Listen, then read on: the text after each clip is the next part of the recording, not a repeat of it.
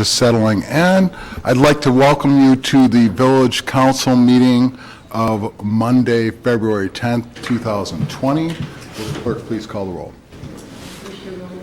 Present. Present. Yep. Commissioner Palos. Here.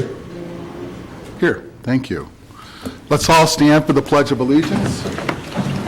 I pledge allegiance to the flag of the United States of America and to the republic for which it stands, one nation, under God, indivisible, with liberty and justice for all. Council members, you have in your packets this evening approval of our minutes from our previous meeting on January 27th. Do you have any questions, comments? If not, I would seek a motion to approve at this time. Second. Hearing a motion and a second, would the clerk please call the roll? Commissioner Reed. Yes. Yep. Yes. Yes. Consent agenda. All items on the consent agenda are routine or have been brought forward at the direction of the Board of Commissioners and will be enacted with one motion. If discussion is desired, that item will be removed from the consent agenda and considered separately. Item A, to approve payment of invoices on the warrant list dated February 10th, 2020 in the amount of $132,052.49. Item B, to approve the supplemental warrant list dated February 10th, 2020 for manual checks, payroll, and recurring wire transfers in the amount of $377,093.35. Do I have a motion to approve the consent agenda? Second. Hearing a motion and a second, will the clerk please call the roll? Yes. Yes. Yes. Yes, thank you. Any items of old business to be brought forward to the council at this time?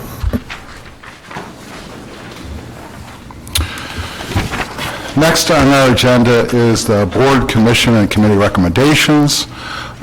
First is item A, to consider zoning board of appeals recommendation to adopt an ordinance approving a side yard setback variation. Is that you, Commissioner Reed? I won't go through the whole litany because I know you will do so. Thank you, Mayor Mahoney. I have a couple of items to address relative to this section of the agenda. The first being the one that just was alluded to by the mayor. What are we doing? We're here to consider an ordinance approving the Zoning Board of Appeals case ZBA 2020-1. An application was filed requesting a variation from the requirements of Chapter 1268.02 sub F as in Frank side yards to permit addition to an existing single-family residence. For the required side yard setback is 27 feet. The applicant is requesting a side yard setback of 22.5 feet at the property commonly known as 12518 South Pawnee Road.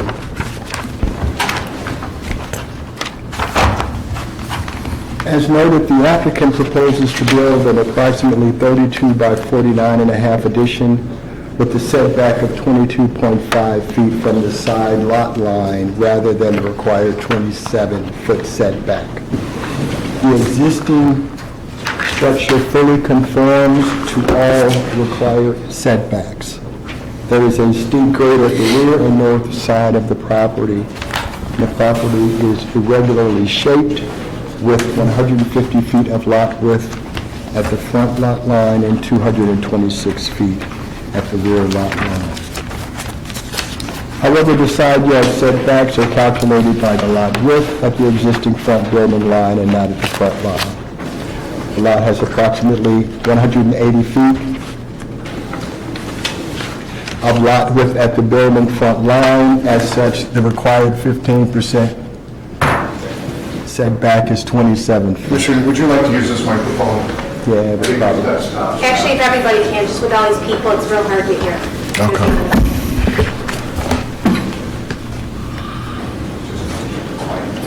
Okay. In accordance with Section 1264.04 variances, there is a limitation on the amount of a variation that a petitioner can request.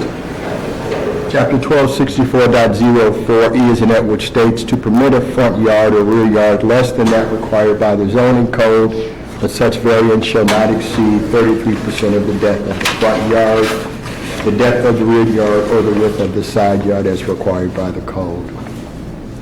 The proposal is 4.5% variation, is 16.67% of requirement, and within the maximum 33%. During the public hearing, the neighbor located directly south of the subject property expressed concerns about the impact that construction would have on a grove of mature oak trees that spans the common property line of the two properties. In response, the zoning board made a motion to recommend approval of the variance subject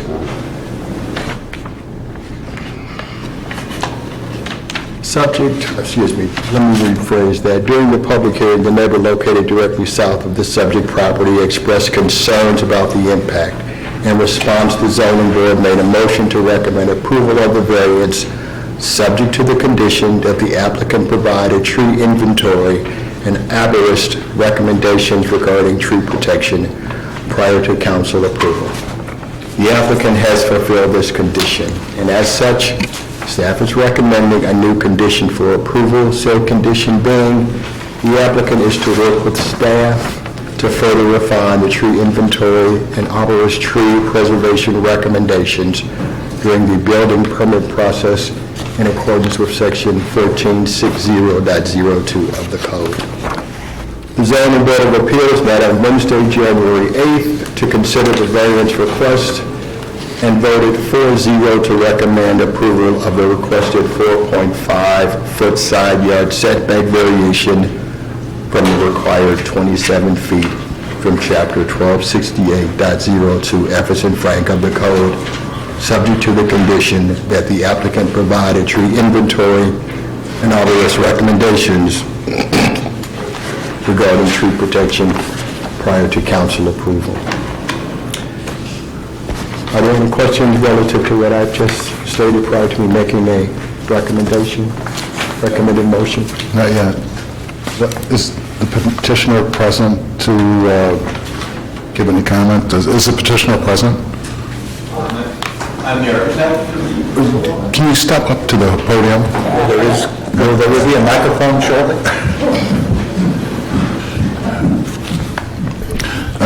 You don't need to make any comment, but if you have any comment to make. I don't have a comment. I'm here to answer any questions that you have. Okay. I'm representing the owner. Okay. Tom Knapp, architect. Thank you. No questions.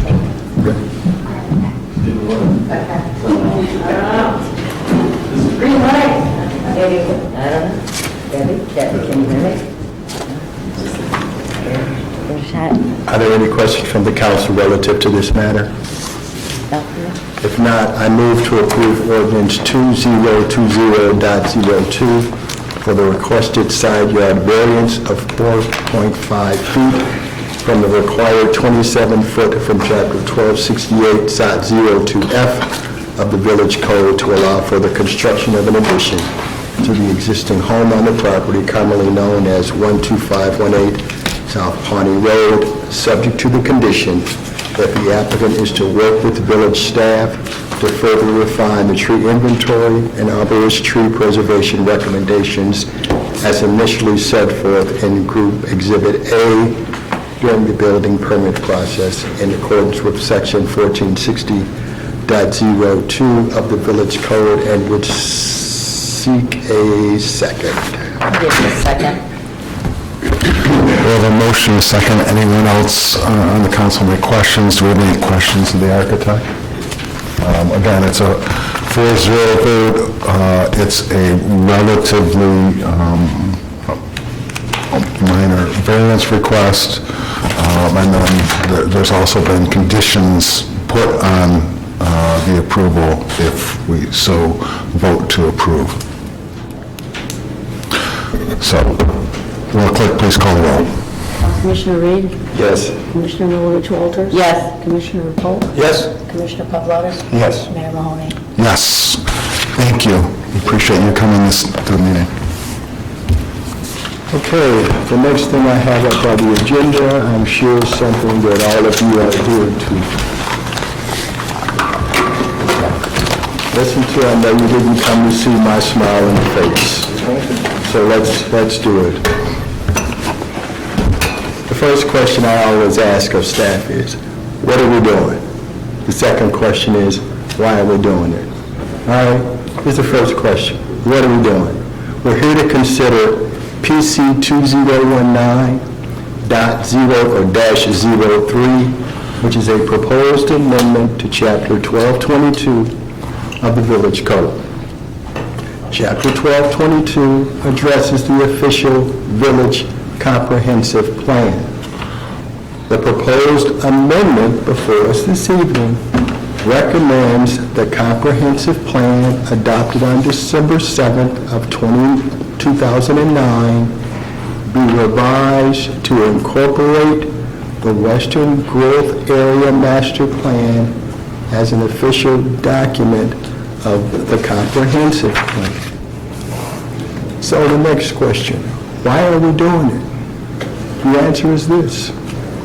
With the 2016 annexations of Cog Hill, Glen Eagles, Mid-Iron Golf Club, and Ludwig Farms, it's anticipated the village may receive development proposals within the foreseeable future.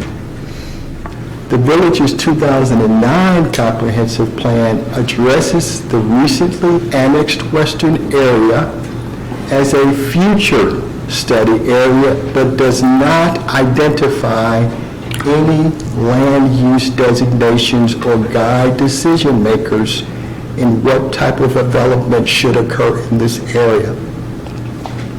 The village should have a land use plan to help guide both decision makers and developers prior to consideration of any development proposal.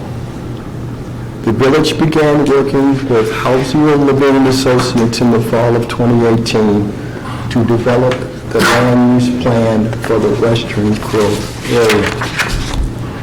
Several public outreach events were conducted, and the feedback received has been incorporated in the draft land use plan.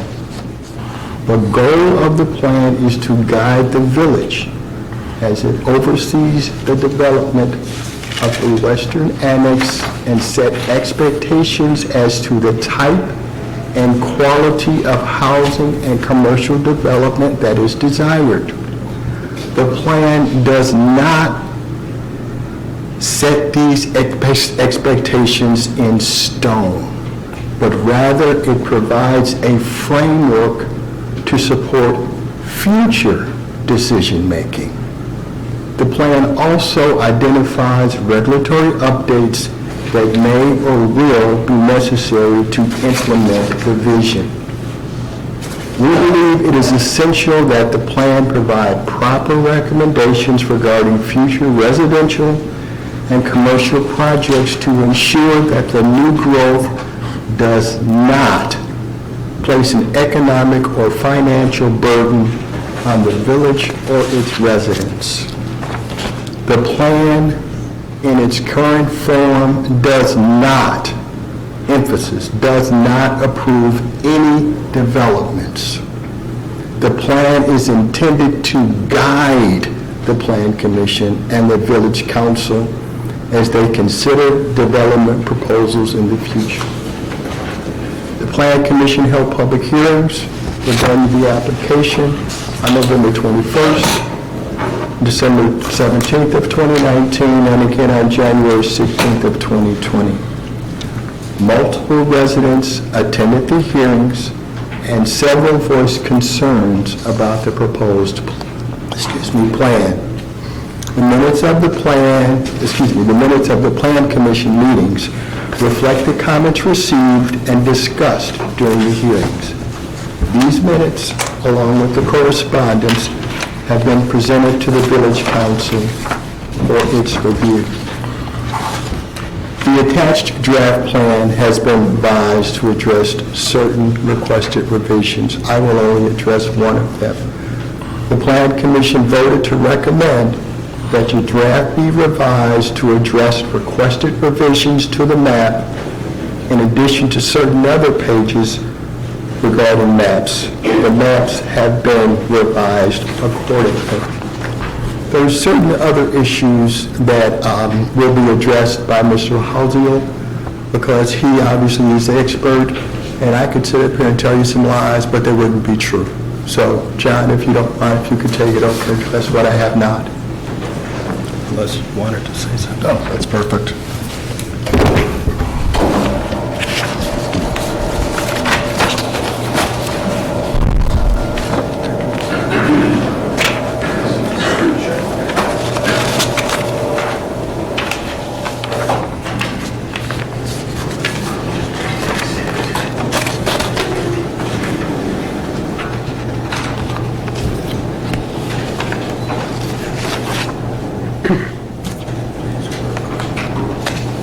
Well, Amy, can everybody hear me? I was, or is this mine?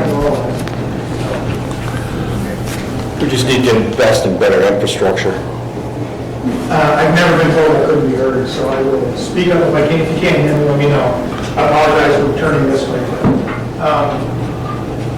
It's kind of dark. Okay. All right. So as this is coming up, so Commissioner Reed it was a perfect introduction. That's exactly right. So he laid out sort of why we're here and what we're doing perfectly. So I will introduce myself and go through a presentation.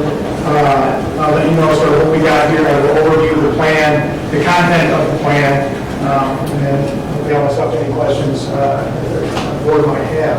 So first, my name is John Halsey. I'm the founder of Halsey Lean Associates. We're a urban planning, economic development and design firm in Chicago. We work all over the United States. I started the firm 15 years ago. Before that, I worked for a couple of different private consulting firms. Before that, I was a director of community development for Wilmette. Before that, I worked for the village of Northbrook. Before that, I worked in other cities across the country. I also have a close working relationship and a fondness for Palos Park. I have been working on Palos Park planning and zoning and development matters for more than 20 years. I recognize a lot of people in the audience that have known you for a long time. I work on the commercial areas master plan. I work on the existing comprehensive plan. I work on several zoning ordinance amendments. I work on development review of several proposed developments along the way, et cetera, et cetera. So I have a close working relationship, but I said I can find this for Palos Park. And it is one of my favorite communities in the entire Chicago region. I absolutely love it, and I know it very well. So when we work here, and when I work here, it's not just an assignment for me. I really do care about this community and try to do the very best for it. So some of the key people that have worked on the project were myself, Michio Mirakeshi. I did all the economic and fiscal analysis, and we also worked with Brandon Nolan from our firm and several other employees who worked on this assignment. It's always something, right?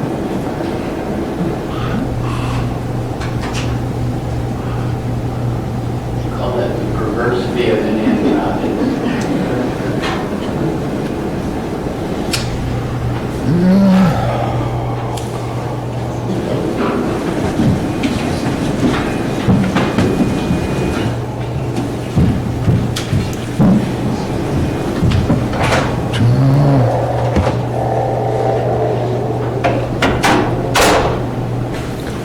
Working for all the state plans.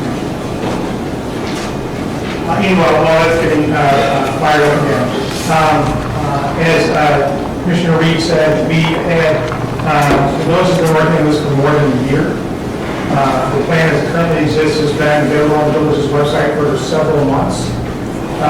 We conducted several different outreach events, interviewed all the property owners, conducted other interviews to get a better sense of market conditions, did a detailed fiscal analysis of residential, commercial, retail, office, restaurant, and industrial uses to get a sense of current and future market projections in those uses.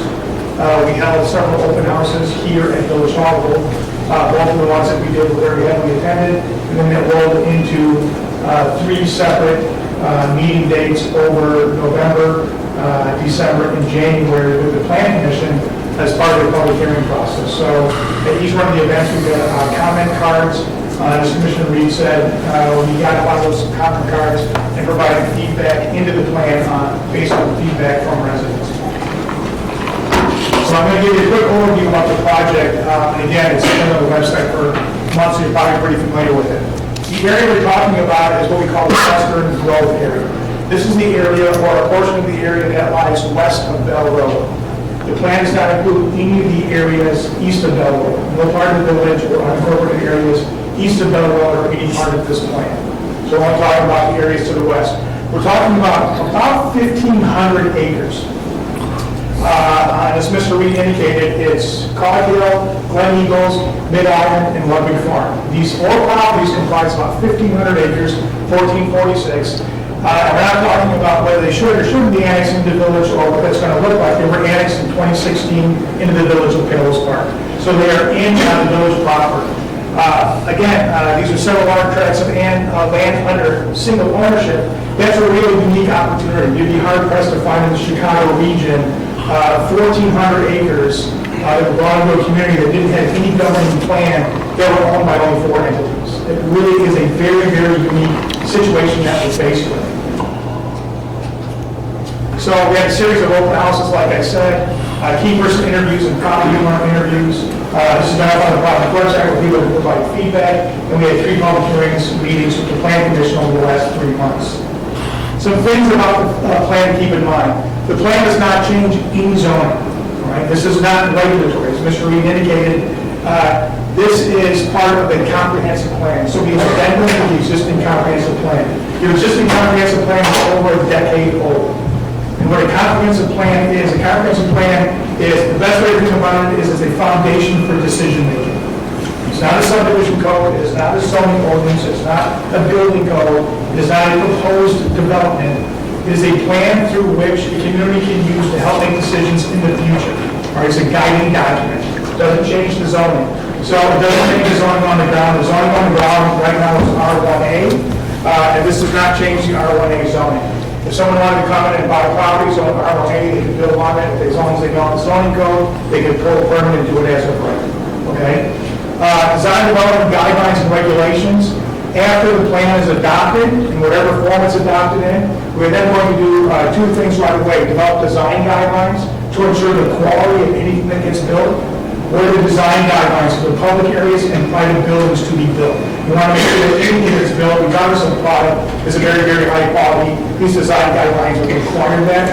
But we want to examine your planned unit development ordinance. A PUD ordinance you already have one in your zoning code. It's a chapter in your zoning code. It allows someone to come in and propose a development that deviates from the underlying zoning standards, similar to the variation request we just heard and approved here this evening. Because in some circumstance, they were able to allow a deviation from the underlying zoning. The PUD process you have right now in your ordinance allows that. But we think that PUD ordinance needs to be tightened up and improved to apply to the Western Grove area, because it never had to approve or apply to this area before. So we want to amend your PUD ordinance to make it better and more robust and reflective of what we recommend in the plan for the Western Grove area. Some of the things this will also impact is capital improvements, exaction fees, use fees, capital improvement planning update, and infrastructure requirements for new development. This plan will help inform all those things which are yet to take place. And so we'll also take a look at reviewing and update your subdivision regulations. So this plan is not changing the zoning. It is simply in addition to or an amendment to your existing comprehensive plan, which you currently have. The current plan is over a decade old. And right now your comprehensive plan, as Commissioner Reed indicated, doesn't provide any guidance for areas west of Bell Road. Back when the plan was done over a decade ago, it simply said at a time this area is annexed, the village needs to develop a plan. Well, it's been annexed 3 years ago, now we're developing a plan. So this is in accordance with the plan you've had on the books for more than a decade. So we'll give you a framework as to the overview. There's a residential framework and a commercial framework. We really focus on a couple of different things. For residential framework, a variety of housing product, not all just one thing, but giving the ability within the plan for flexibility to reflect desires of current and future populations and market conditions in a high quality but a range of products, not all the same thing. We also focus on the notion of conservation design. One of the hallmarks of Palos Park that truly differentiates it in terms of its character from communities throughout the region and other parts of the country is the natural environment you have here. It's stunning. If you were someone in downtown Chicago, blindfolded and drove for 40 minutes and took the blindfold off here, they'd never guess where they were. It's so not akin to anything else in the region. But you have a lot of ravines, you have a lot of creeks, you have heavily wooded areas, mature canopies of trees, you've got some wetlands, beautiful natural features that we think should be prioritized, protected, and incorporated into any new development. That notion is called conservation design. And right now, it's not part of your existing PUD ordinance. It's not part of anything that governs the western growth area, but we think it should be, so it's a driving force in the plan, and I will go through that. Those are the two things that really govern the residential area. The commercial area, we look at three different types or areas of commercial. We look at retail centers, and there's a few of them, primarily on Archer and on Bell. We look at a golf resort, which is sort of a unique commercial downtown village century sort of use near where the clubhouse is, sort of something in that area, like a high-end resort, shopping, dining, spa, sort of a real nice pedestrian-oriented area at the heart of what that resort complex will be, a golf destination. And then the potential for a business park, for sort of a landscape, beautifully campused business park. Not heavy industrial, but like an office type of a park. And those are the three different types of commercial in our framework. So I'll go through those pretty quickly here. Just a second. So you'll see, let's see. These areas outlined in blue, you see this area up here, this major area here, these are both on Con Hill. And you see Ludwig Farm, and then you see Glen Eagle. These are sort of the four general areas where we would anticipate residential development, all right? With a variety of housing on conservation development. We've also identified areas of real significant conservation development around some of the wetlands. We show where the open space and the golf course will be going forward. This plan does not wipe out and get rid of the golf courses for the notion of a destination golf resort, but actually builds on that going forward. So that's not all going away. The commercial areas, like I said, focused on three different types of uses. We've got retail centers on Archer and Bell. These two, we got that sort of golf resort, downtown village center, pedestrian area here in the center of the development. And then we have this area here identified in this triangle as the potential for sort of an office research park, landscaped campus, sort of office types uses in that location. Another thing that we stress in the plan is parks and open space. We prioritize the preservation of the extensive tree canopy that exists. The establishment and the maintaining of tree buffers or landscape buffers that exist along major roadways or adjacent to existing development in the area. So any new development will be shielded by these protected buffers. And then the notion of conservation design and integrated open space. That wherever possible, any development that comes forward has to prioritize the protection and preservation and conservation of key features and incorporate that into the design of any development. We also go through transportation. We want to make sure we enhance multimodal access, so walking, biking, and vehicular.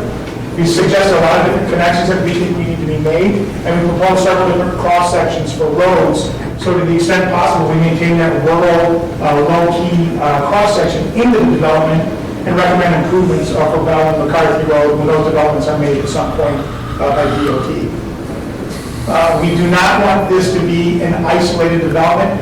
If you come over here and you buy a house somewhere on Cog Hill, but you want to be able to bike and network or walk around in the woods and maybe make your way down to a store or a restaurant on Bellevue Road by where Midiron is, we want this all to be connected by trails, walking trails, bike trails. We want this to be a very integrated area in terms of transportation and personal mobility. We don't want it to be a series of gated communities where people can't get around, just the opposite.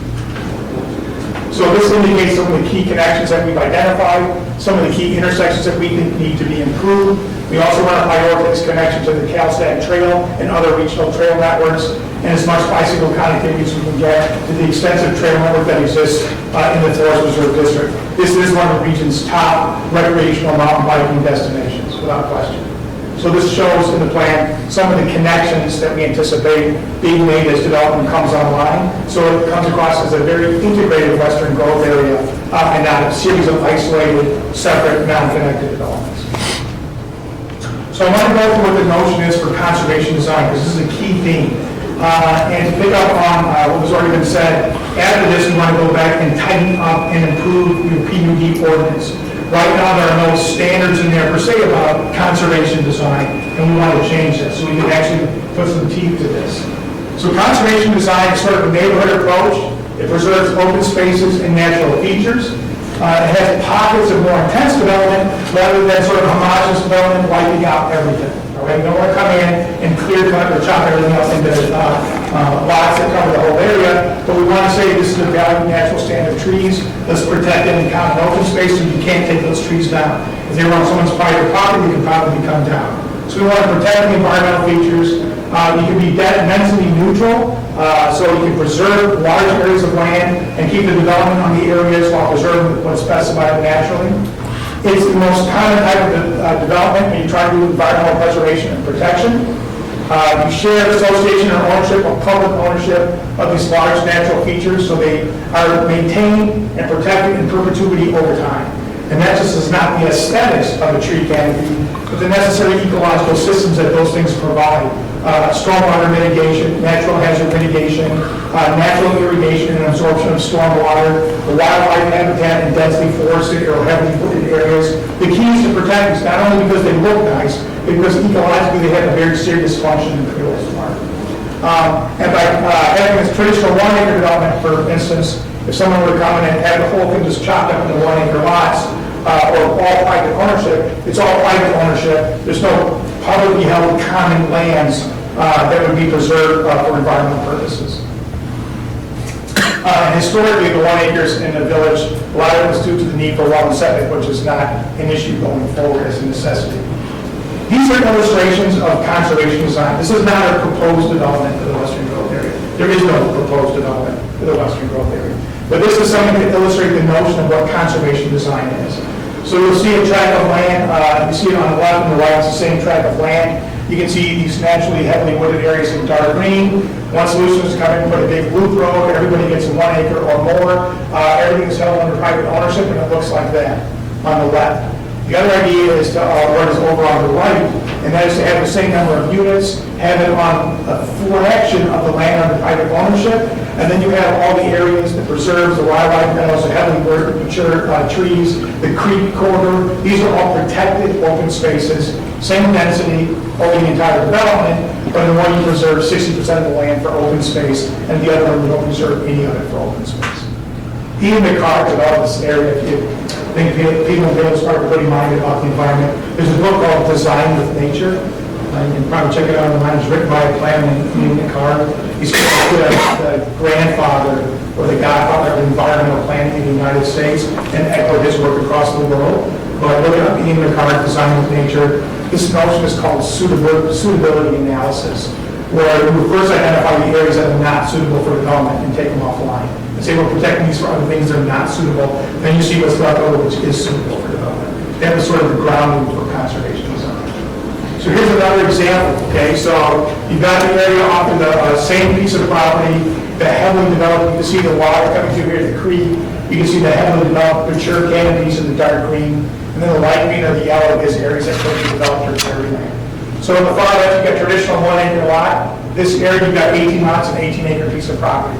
All right, and none of it is held in common open space.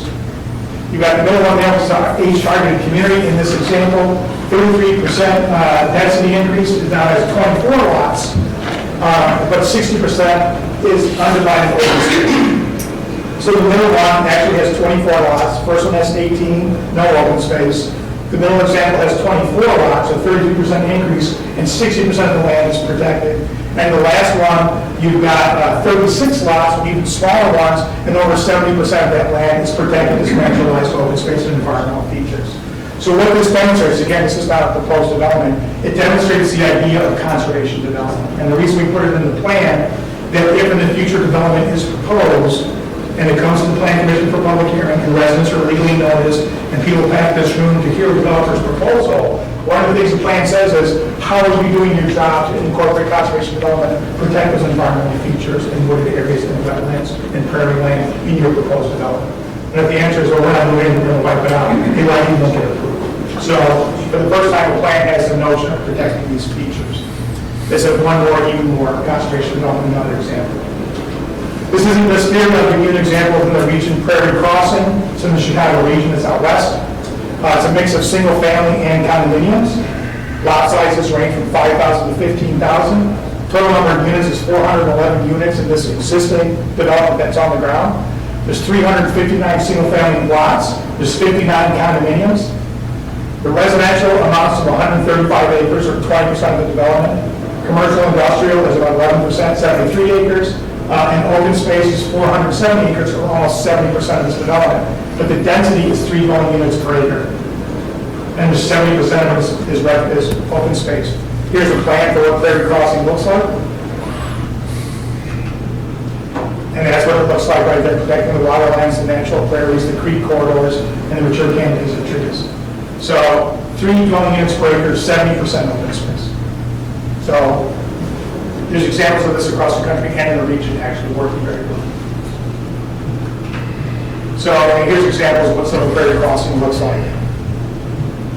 So the developed areas you might have back to the condominiums, where you can see the single-family homes back up against the water, and then the trail system that goes throughout these beautiful natural areas.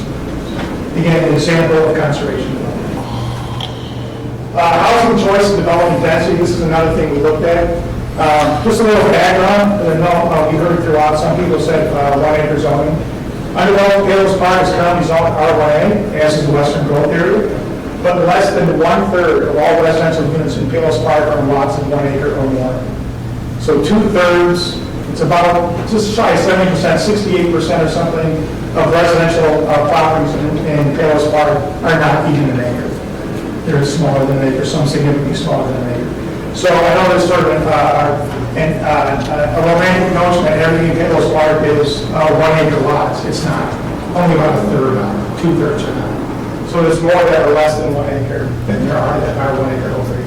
And I don't think people recognize that or necessarily know that. So one thing to look at housing choice and development density. So the plan recommends desired gross densities ranging from 3 to 6, depending on the development. Village code accommodates development within this range currently, right now, even if we don't do anything. All right, and I'll go through some of that in a little bit. And Palos Park already has several developments of this density, and I'll go through those right now.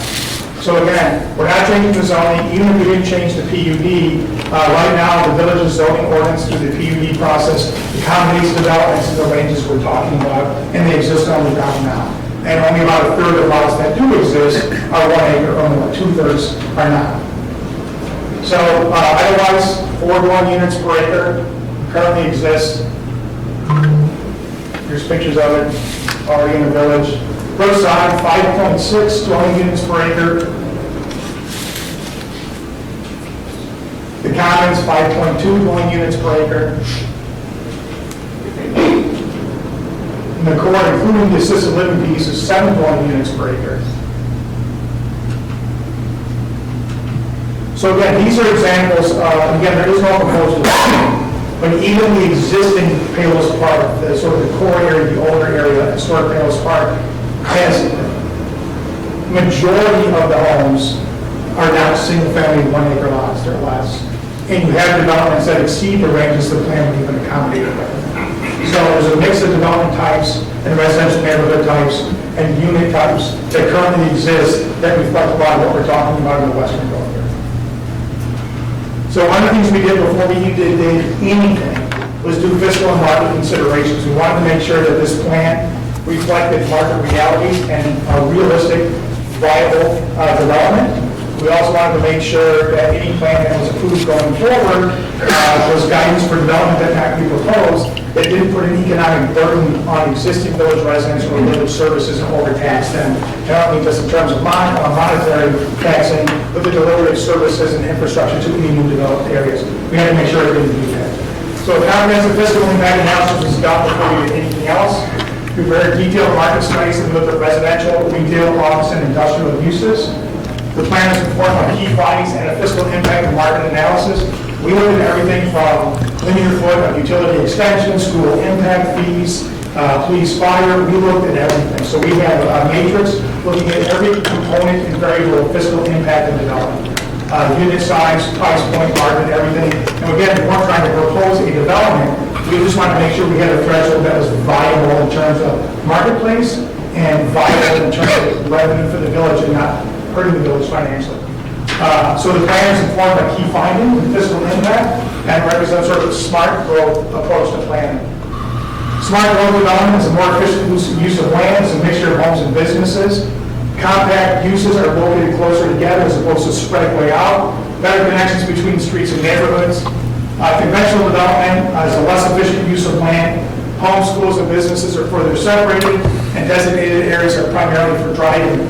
It's easier to service a road that goes into a clustered area where maybe half the land is all natural open space, and the homes are all in one area, as opposed to the same number of homes being spread out over 3 times the area. The infrastructure needed to service that is huge, and the cost is through the roof. So by providing pockets of development in larger areas where services don't have to be provided, it's a much more efficient delivery of services to the areas where development does exist. So smart growth by even slightly increasing densities in certain areas, you can significantly fewer costs associated with infrastructure. So again, if you can run your infrastructure a certain distance and service 50 homes, as opposed to servicing the space 50 homes over 10 times the length of infrastructure, it's easy to see why it's more expensive. Smart growth development patterns will save the village operating costs and deliver services including police, fire, and public works, the stuff that's underground. By more closely aligning new development with market demand, it actually needs to increase municipal revenue per acre. By putting something on here that isn't market viable, the price will continue to come down over time of the land, and delivery of services to that area will go up over time. So it's just not viable. And it will be detrimental to the village. Some changing demographics to keep in mind in terms of market considerations. The change in household size. 1 and 2 unit households are the only ones that are increasing. That's 2 person, that's 1 person. 3, 4, and 5 person households are all decreasing. 1 and 2 person households are increasing.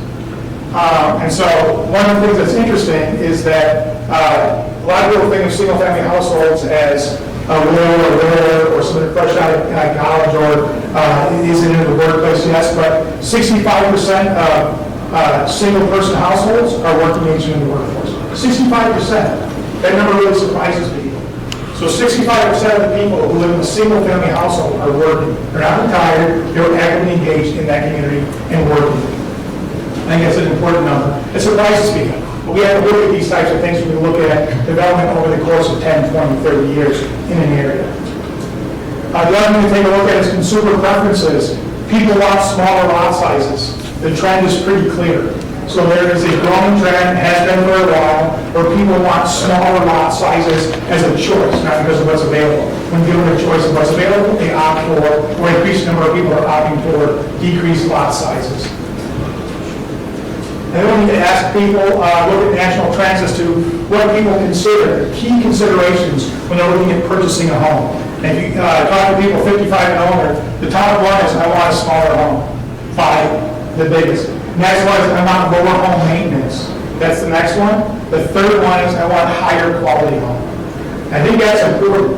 Just because you're going from a single-family detached home to a condominium doesn't mean you're lowering your quality of life. You may be increasing your quality of life. You're changing your lifestyle.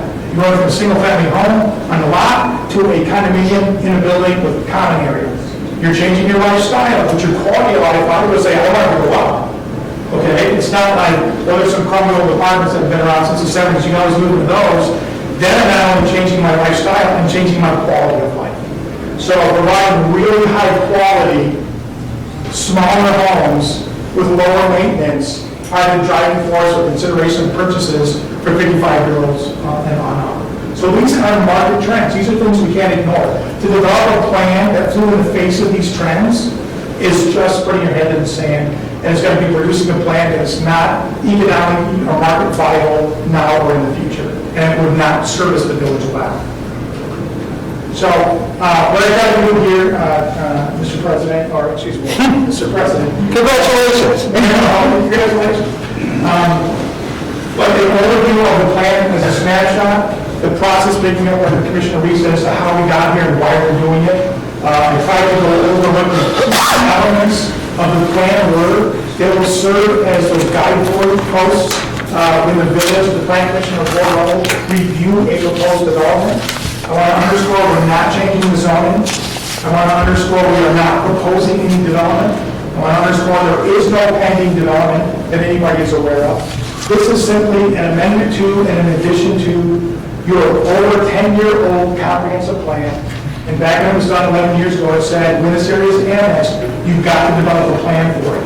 So this is fulfilling the recommendation of your 10-year-old comprehensive plan that says when you annex, develop a plan. This is nothing more than a plan for the existing comprehensive plan, an amendment that will help the plan commission, developers, staff, and the board review, evaluate, and decide on future developments as they come forward. So with that, I'll turn it over to you. Thanks, John. John, you touched on this a little bit, and I'm going to, I'll have the council members ask any questions they want, but the one question I wanted to ask, if you could, you touched on this, but can you amplify on what process, say we've got a development plan, we have a developer that is interested in property in this area. Can you take me through what that process looks like? You bet. So, any development that's going to be going through this area, the developer comes, the first thing they need to do is come to staff and have a pre-application meeting with staff to go over what their idea is. And then, once they sort of get everything figured out, they then need to have a pre-application sort of presentation or filing with the village board, so the village board is aware of what's on the books. They need to have a meeting with the public, the neighbors, to go over what is happening. They then have to apply for a public hearing at the plan commission. Okay, they can't do anything until they get approval. It has to be a legally noticed public hearing, and before the public hearing can be conducted, the property is notified, notices are out, and the application in detail has to be on file and available at the village. So if they're proposing something or scheduled for a public hearing, anybody in the public can see their plans, okay? Then they will have a public hearing in front of the plan commission, just like we did over November, December, and January for this plan. The developer would get out just like I am, they'd say, well, I'm going to go through our proposal in detail. You're going to go through everything. Public has a right to comment, plan commission has a right to comment. They can ask the developer to change things, they can ask the developer any questions they want. If it goes to the plan commission in whatever shape and form, the plan commission makes a recommendation to the village board, all right? The recommendation can be, we vote to deny this, we don't like it. It can be, we vote to approve it, we love it, or we can say, we vote to approve it, subject to changing business in this. So the plan commission recommendation then comes down to the village board. The village board then has a public meeting where they can take testimony again before anything is approved. And then once it's approved, then once they get all the permits and stuff in place, they can begin to do that. So it's a very lengthy process, a very public process, a very transparent process at a time in which any development is proposed. No one's proposing anything yet. The biggest consideration, or one of the considerations the developer will have to meet is the plan reflective of the values and direction in this Western Growth Area plan? Are they providing high-quality development? Are they doing conservation development? Is it a market viable thing? Have they preserved open space? These are things that will be in the plan, and the PUD process will require that the plan be met.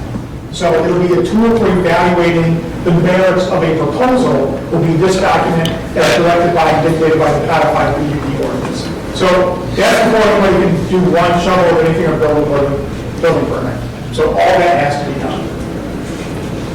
Anyone else have questions at this point? I don't really have a question. I just wanted to comment and say it was really interesting to learn about the changes in development using conservation as the core principle to the development.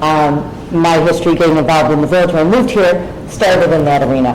And I find it very important, and finding that balance between how to grow gracefully within our community to keep the same feel and appeal is very important to all of us, I know, as well as probably everyone sitting here. So it's nice to see that your field of development has embraced that and are really trying to move forward in that direction And I think that that really fits so well with our community. So I just wanted to comment that I really appreciate that.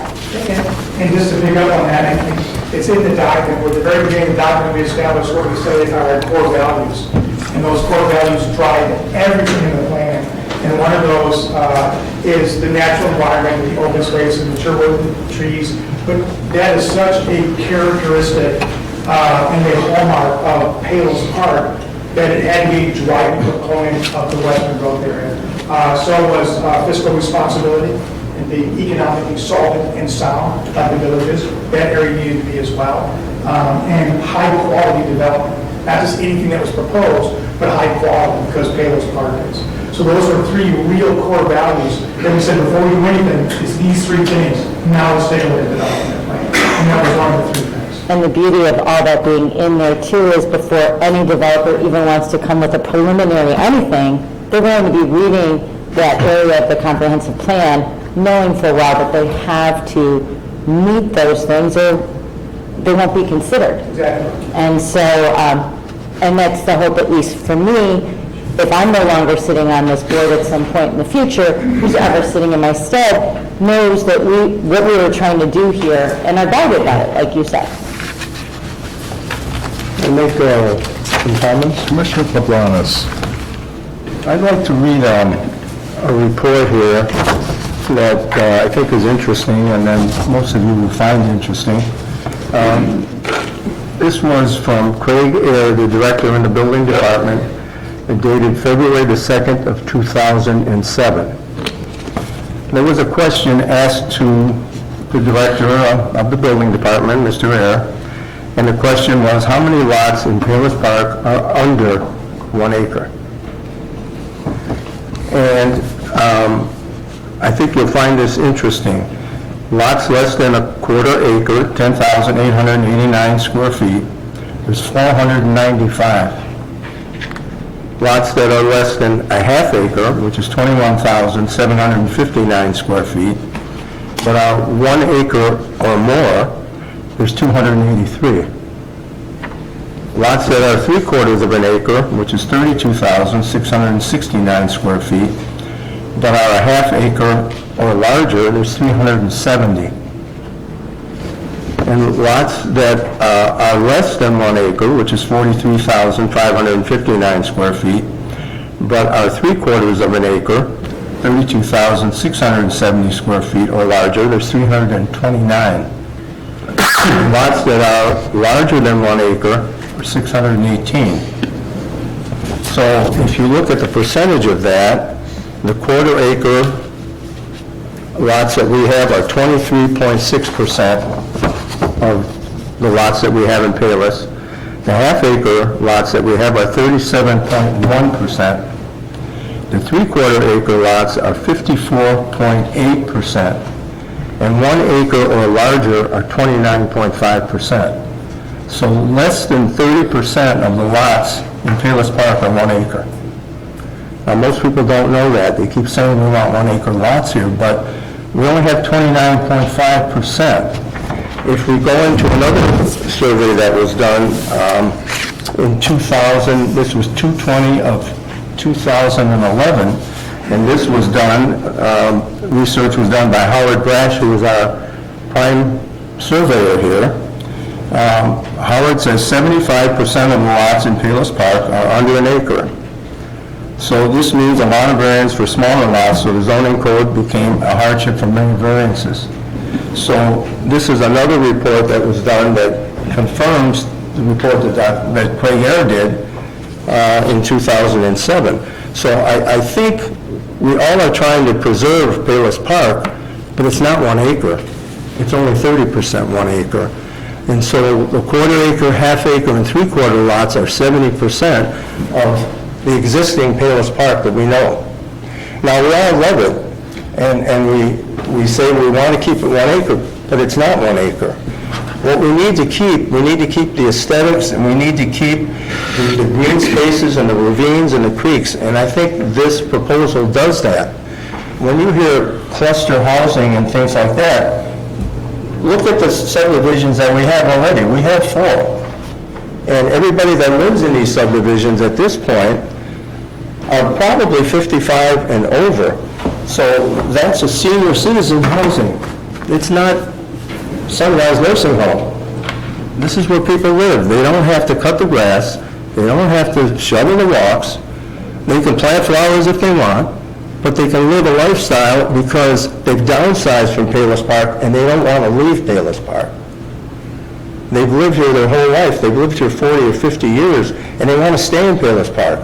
And one of the things we're trying to achieve here is some clustered housing like that for people 55 and over.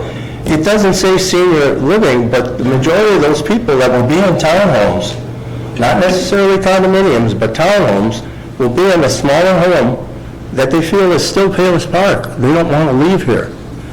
And I think if you realize what we actually have as far as the lots here, we've done nothing different here. We're trying to preserve what we have in nature and still give the feel of Palos Park. Keep the ravines and keep the trees and keep the hills and the topography the way we have it. And I think we've achieved that. I mean, John has worked on this thing a long time.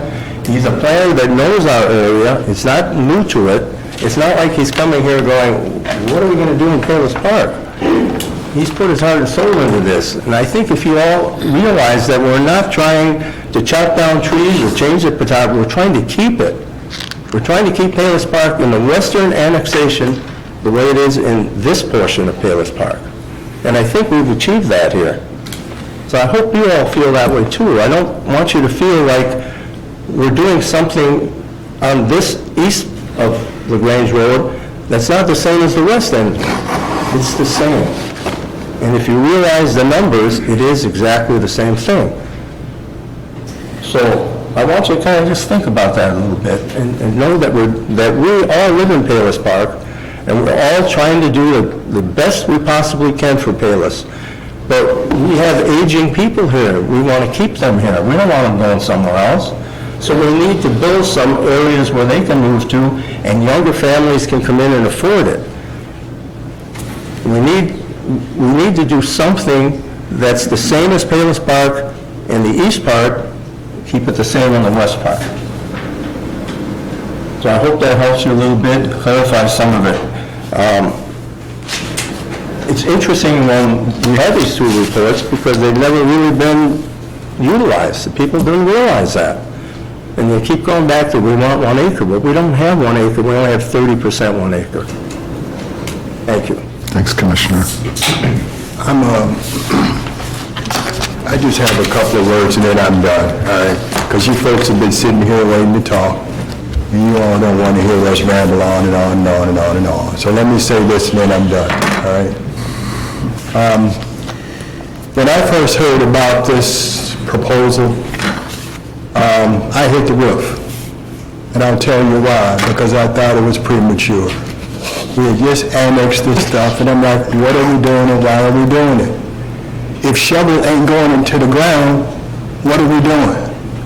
All right? Finally, after a bunch of yelling, screaming, and hollering, because folks know I'm really difficult, they finally said, look, all we're doing is this. Right now we have a blank piece of paper. And we want to draw on that paper. And we want to draw here, here, here, here, and here. It doesn't mean that it's written in ink that can't be erased. None of this stuff is etched in stone, all right? And if for 1 minute I thought we were trying to do something that I didn't feel comfortable with, then it ain't gonna happen. I guarantee you that. I got my start in this village advocating for houses on 1 acre lots. A developer behind me wanted to build 2 houses on a lot that was 1 3/4 acres. We got together with our neighbors, we came before the council and we said, heck no. We actually used a cuss word, but we said, heck no. We don't want to do it that way. So, we prevailed. However, the developer then built a McMansion to get back at us, okay? So these are the things that we are trying to correct. In your neighborhood, you don't want a McMansion. Out west, we don't know what's going on out there, and guess what? We will probably all be dead before a shovel hits ground. All right? That's it. What happened to you tonight? I mean, let's face it, all right, developments don't happen overnight. They don't. So while people can get anxious about this stuff, all I'm saying is, slow down a little bit. We are you. We aren't going to do anything that we think will harm you or our standing in the community. I don't want people throwing stuff through my front window. I really don't. I've lived here for 20 years. I like the way things are. You want to go west of Bell Road and start fooling around? Hey, knock yourself out. Just don't fool around with east of Bell Road, because then you got problems with me. All I'm saying is, give us a little time, give us a little patience. We are not going to do anything without running it past you folks first. And finally, here's the big thing. The village doesn't own that property. It's privately owned. So we have to respect the wishes of the people that own the property. If you own property, you don't want somebody coming in and telling you what you can and what you can't do with it. Provided you follow the code, you do with it what you want to. That's Palos Park. At least that's the village I moved into. So I'm not changing it, all right? We got this piece of paper, which is that, a piece of paper. That's all it is. So we don't need to get excited about something that ain't gonna happen, at least in the near term. That's my comments to you. I'm done. Thank you, Commissioner. So I'll prolong the agony for just a couple more seconds. In the interest of public disclosure, my name is Dan Polk, and I live on 2.93 acres in Post and Rail. I lived here for 7 years before I met someone who didn't say, is that in the village of Palos Park? Yes, it is in the village of Palos Park, but I happen to live west of the Grange. I'm sorry, I got here late in the game. Here's the deal. I would love the western annexations to look exactly like Palos Park does right now. But I defy you in a sentence or two to tell me what Palos Park looks like right now. Because it's a lot of different things. But the thing that resonates with all of us, I'm sure with all of you, I would be surprised if there's someone here saying, we should build skyscrapers over there, I like the way they look, is the preservation of open space. If I could afford to live on 50 acres out there, I'd live on 50 acres out there, except I'd have to cut the damn grass. I cut my own grass. I love cutting my grass. I plant my own trees. I eat my own food. I love Palos Park. I didn't wake up one morning and say, hey, how can I screw the rest of the world? I know. We'll put all this stuff in the western annexation and drive Palos Park into the ground. For those of you that know me, you know that that's the farthest thing that could possibly happen. For those of you that don't know me, why not come to a few events and meet me? I'd be happy to talk to any of you. Any of you who reached out to me, I'll reach right back out to you all. I'm going to ask you a favor. If this goes forward and as the process unfolds, and it's going to go forward in one way or another, and it's going to unfold in one way or another, show me the same enthusiasm, show me the same excitement, show me the same passion, whether I'm dead and gone, or someone else is sitting in this chair, or I'm still sitting in the chair. It's important to have people involved in the process. It's also important that those people understand what the process actually represents. We're all in this together, folks. There's a song like that. I appreciate your efforts. I appreciate your passion. I was elected to represent the best interest of the village, and I believe the people in front of me believe that as well. That's all I got. Thank you, Commissioner. So, as you may or may not be aware, the development of the Western Growth Area Master Plan has been discussed, has been in process for over 1 year. Because there's a number of residents here that I think would like to speak, we'll recognize a period for citizens and visitors' comment. So, unlike other towns and villages, we do not ask our residents to submit questions in writing 24 hours in advance or put other onerous requirements on our residents. Just simple things. Just ask that you make your comments as succinctly as possible to allow time for other interested commenters, and that you do not repeat what has already been said by others.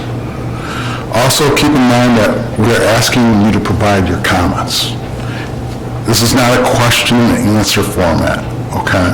So,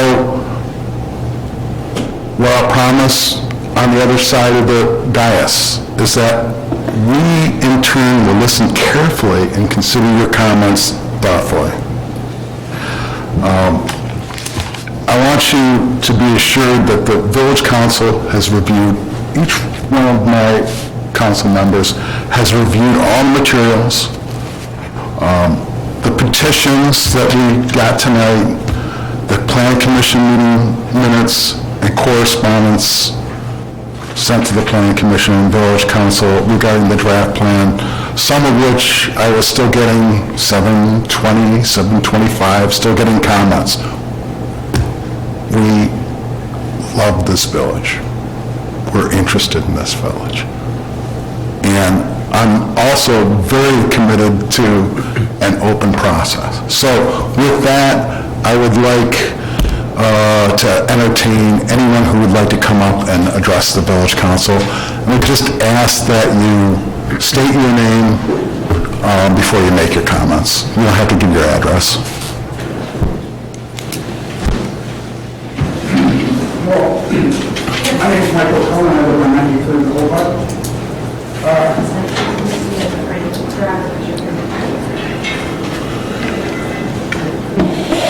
I think there's a bit of a rush to judgment here, and it's disturbing to me that you all agree so wholeheartedly and pitch softballs to this gentleman.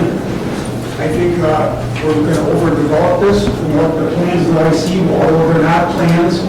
And I know so far in the future, we're all going to be passed away by this time, so we don't have to really worry about it.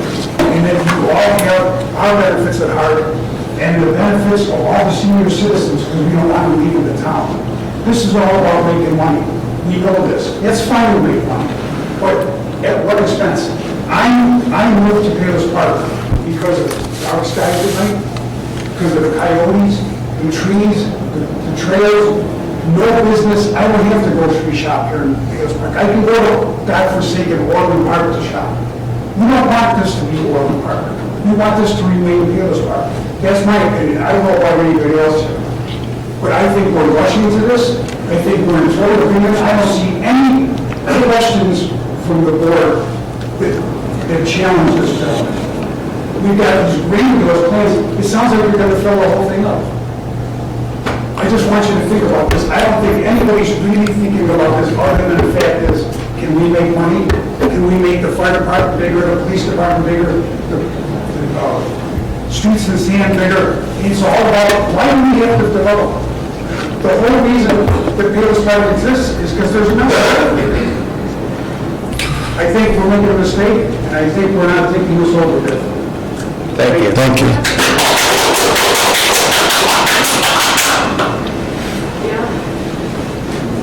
Good evening, everyone. Paul Zanis, 110-29 Street, on the west side of Palos Park. I've been out here since 1986, I stand corrected. After I heard about this, I kind of knew about it. I didn't know accelerators even contacted me.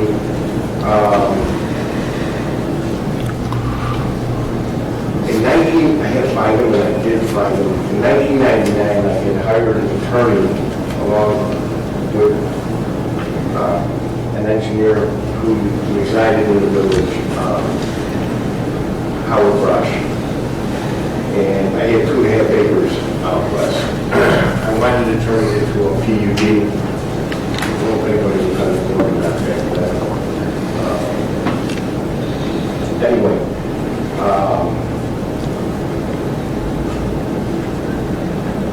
I was jumped out of my seat when I saw it. I'm glad it's in the rain.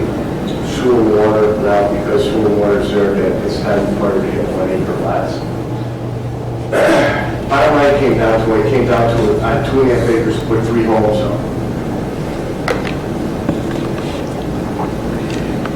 Got denied because it came back. Thank God it's in writing.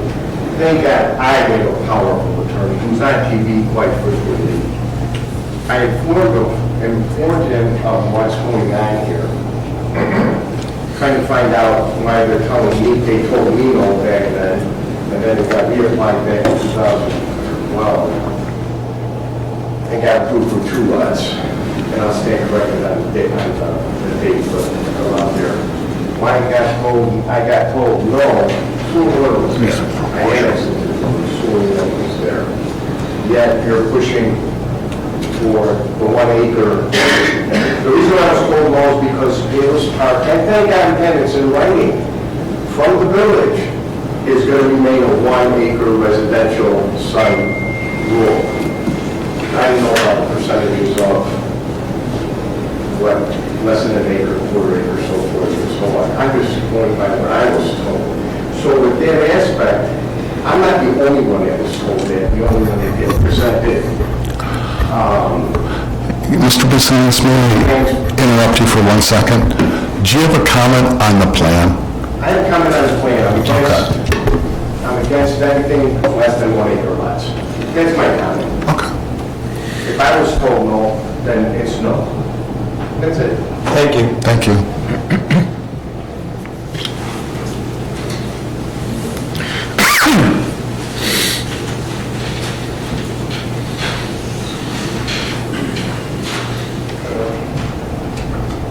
Hi, I'm David Manguano. I live with my mother, Susan Ramon, 88th Avenue, and on 23rd Street about. That's my permanent address. I've been all over the world to a number of different countries, Guatemala, England, Mexico, all these places, and I have residence in the city of Chicago, and I do very much believe, I moved here in 1993, and so I call Palos Park my hometown. I do believe that 1 acre zoning is the more humane option for people who want to build a life in the United States. Quarter acre is going to limit your ability to grow food, as Mr. Polk has spoken about. And I think we need to recognize that even with 1 acre zoning, people can find certain living arrangements and accommodations with one house on the property that can accommodate many people and help them build a life together. And for my own personal life, our extractor pump for the sewer just failed today. So the fact that sewer and water are out there, part of this plan, doesn't necessarily guarantee that the quarter acre development is going to be any more sanitary or environmentally friendly than it would if it was 1 acre zone and sewer and water were there. Failures in those systems happen all the time. I think that in this great village that we have a responsibility to be creative with our solutions, and we have a responsibility to the environment and to our neighbors and the other townships to find sort of oblique solutions to these questions. So rather than quarter acre zoning, could we come up with a new building code for the 1 acre zoning, which will accommodate more people without changing the existing zoning that we all ostensibly know about? That's the only comment I have at this time. Thank you. Thank you.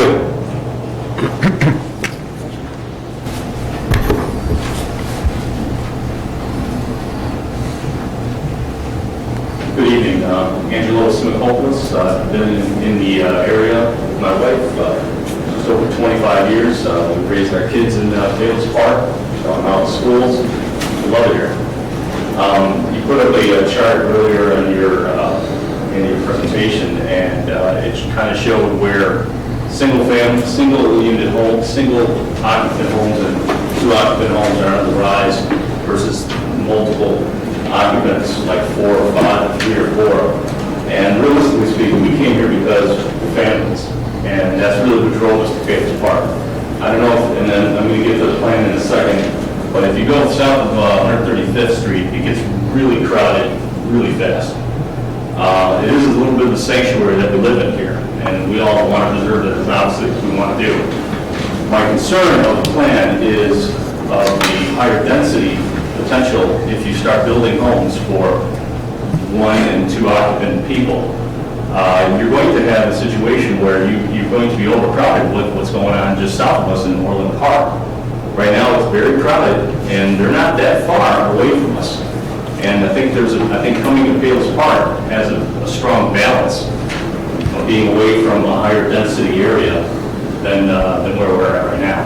So my point in the plan, I know we need to put a plan together at some point, but I think the plan that is still a little bit too broad.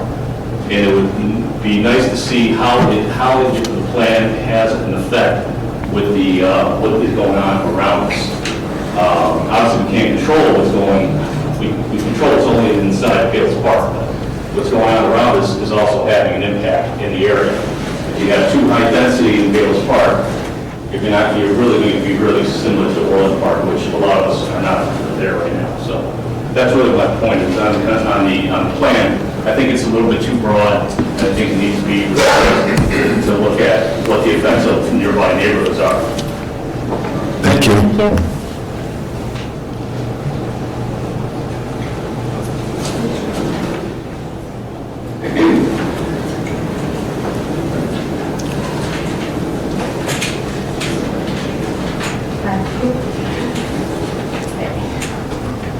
I'm Pamela Smith-Opos from 128 People Drive, Palos Park. I wanted to first say that we're going to submit a resolution to protect citizens' property rights to you to look over, so that we're hoping that you can read that and sign it, just to ensure that whatever plans are moving forward, property rights for the citizens of Palos Park, and possibly those who will be annexed into Palos Park, will be protected. And I know I'm looking at the elected officials more so because this affects you as well. So this is a document, I've done research, my own research, on these development types. And I did attend, John was really nice answering a lot of the questions at the open house. And I have found some similarities that I've recognized that are going around the nation. What I've discovered is, just my own research, is that on the West Coast, on the West States, in the West States, these developments are being implemented. They've been implemented there many years before they've been implemented here. And what I've discovered is that a lot of what was being told to the public was grandiose, as everybody says, and it sounds great, we're going to have future growth. That was the big thing. And it turned out that a lot of these developments went up.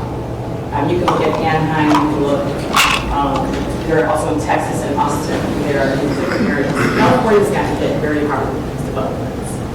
And what happens is they're all the same, they're all similar, they all have the high density. I know they're not considering that here. When we say propose, that's a loose term because many of us said, even on our social media, and we're all saying proposed development plans. So there is a difference. It's not a proposed actual plan, it's a development plan, and that's what we've been referring to. So what we've discovered is that with these plans that we're going around, if you look at, all you have to do is you can contact other towns, their mayors, their councils, find out what happened within their town. What I have discovered is there are a number of mayors and councils that have now pushed back on these plans. I'm just advising you as our representatives, our elected representatives, to please do your due diligence way more thoroughly than just what's being told to us. Because what they have found in California is that a lot of the buildings, they were all going up as leasing. Everything's going up pretty much as a leasing building. They do the mixed units, they do these subdivisions with the smaller homes, and they're all packed together. And they're starting to call, and there's a term called for them called stack and cap. So what's happening in California and other states is that a lot of these developments are not being built. So what the trend was, they said, was for everyone to be, they thought there was going to be a lot of millennials coming in, not wanting to use cars, wanting all these beautiful bike paths. Turns out that's not what they're experiencing there. And it's causing a lot of problems. In fact, I believe in Anaheim, this is what had happened. They actually had to take money, funding from their police all your services, yeah, to fund this train and bus building that they built, thinking that they're going to have future growth. And all these developments that are up that are vacant, are literally, there. I mean, even in Norland, if you just look not too far from here, you can see that a lot of the restaurants that go up, they're up, they're gone. And maybe somebody else might, even some of the classes aren't going to fill in. So in other words, they did their planning too. Their vision was, they had their vision done way before we had one. The comprehensive plan that we have, just about there are so many states, the American Planning Association and the Regional Plan Association are working for the America 2050. I don't know if you're familiar with America 2050? Okay. Yes. And you see the map of America 2050. There are no state plans. There's mega regions and mega cities. All the developments that are going around the nation and around the world, these are not just U.S. related because they stem from the United Nations. They are being implemented all around the world, but in our nation, the goal is to create larger cities. So they're mega regions with mega cities. That's what's going on. That's what all these developments are. They're all, if you look over to California, Texas, I think Idaho, even Virginia, there are a lot of states that have these impacts greater than we have had. This is kind of more newless here in the Midwest. We kind of had these, they had them from like, I think in the 90s or 2000s. So when they started implementing their plans. And they're all called comprehensive plans, and they're all stemming from certain, they have certain ties with grant money. Have we received grant money for signing up on a comprehensive plan? Not a question and answer period. I know we haven't had any building because we're a smaller town, and now we have the annexed area, so I don't know how that's going to work. But if we receive any grant money for this? For what? For development plans. Not in connection with this plan. We have in the past for comprehensive plan work. Okay. Commercial area master plan was funded by a grant line. And that grant is from? Illinois Department of Transportation. Okay, so they're part of the American plan. Okay, well, I just want to leave this with you then. Sure, please. Also, I do want to stress that, you did attend training meetings with the American Planning Association head. I watched that video. And I do want, if we can allow me a little bit more time, I do want to stress that we, as residents, prefer that all the decisions are done, I know they're transparent, but I think that when they're coming from facilitators, it's not the same. From where? Facilitators, people who are presenting these ideas. The training meeting, if I watched the whole training meeting and it explained on how you should conduct the meetings to present these, you had attended it, Mayor. And I found that some of the information that was expressed was not in the interest of how I would, or anybody would want. I mean, I'm talking to people, they would want to be heard. I think there's standards that they're following. I know the person on the video said that there's standards, and you have to compare that to personal feelings. And if you watch it, I don't know. You're not. I'm not following you. Okay, so I forgot the name of the person who was down. She was speaking, and she said that in cases where people are going to be bringing out their personal feelings about community issues regarding the development, that you always have to listen, be courteous. However, the standards are what guides you. So my question would be, what are these standards? So, You can explain that. as you might have heard me when I first invited public comment, there are many villages that say, you can give us a comment. I just want it 24 hours in advance, and it better be in writing. Okay. We don't do that. And the reason we don't do that is because we're small, and people expect to pick up the phone and talk to the mayor. They expect to come to a public meeting and talk as long as they want. And pretty much, it's been our tradition to let them do that. And the feeling is, talk, get it out. We're listening as carefully as we can, trying to follow you. Okay.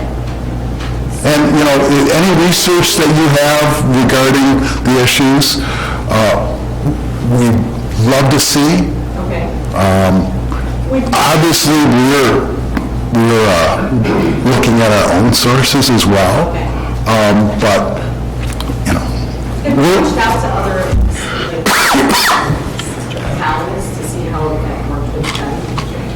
Their, their fans, how they yes, of course. do you have a list of the towns that you've spoken to? Okay.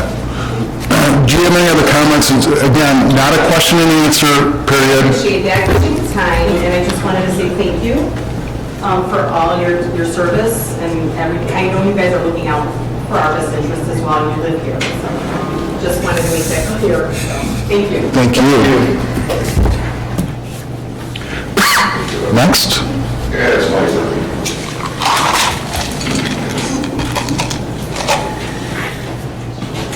Okay, does this work? Close enough. I am not a resident of Palos Park. Everybody hear me? Yes. Okay, good. My name is Greg Gilbertson. I live technically in Lamont.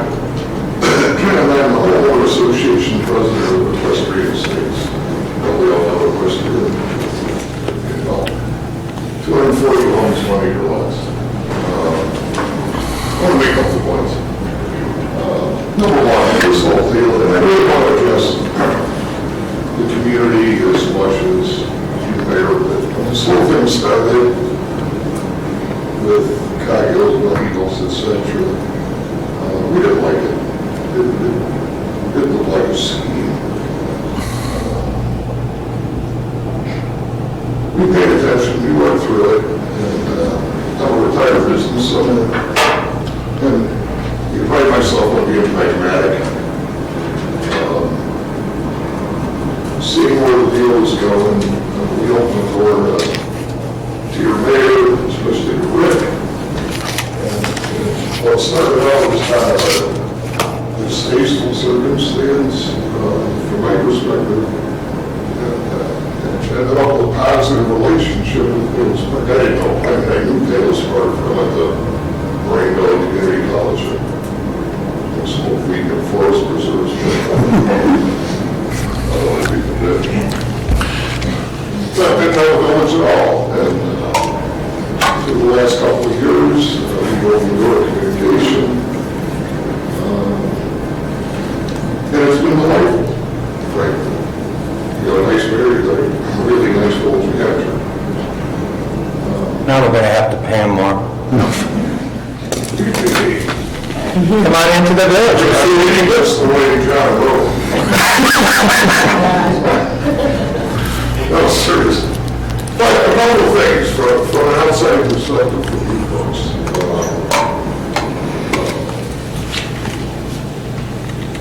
Number one, the Equestrian's been a target annexation going back 3 years.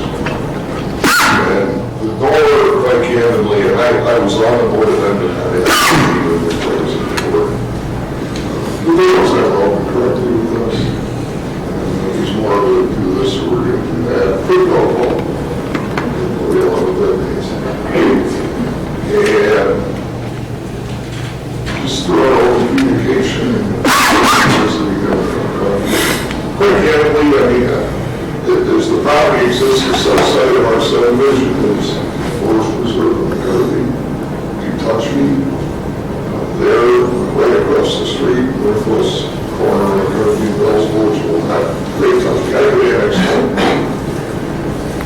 And I keep the door open, they're not here. And I'll say this as a resident and the president, not necessarily representing the voters in Equestrian State. If I had any call today, I'd come to you first. And hopefully get what I want. Fair enough. 3 annexations, 3 years. And I want to see easy up there. Put it all the things. I mean, that's my perspective, that I've grown to respect and admire the village.